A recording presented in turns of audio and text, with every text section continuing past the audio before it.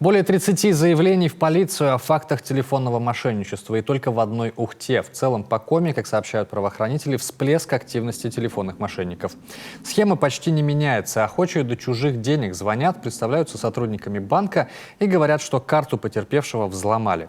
Люди, между тем, продолжают попадаться на уловку, причем не только пожилые граждане.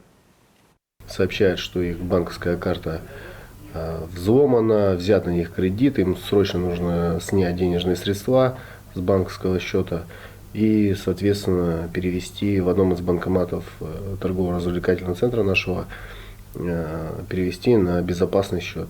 Граждане идут, снимают свои накопления, также берут кредиты, потому что мошенники говорят о том, что по их паспортным данным пытаются мошенники взять кредиты, и, соответственно, чтобы мошенники не взяли этот кредит, им необходимо его первыми снять и положить на резервный счет.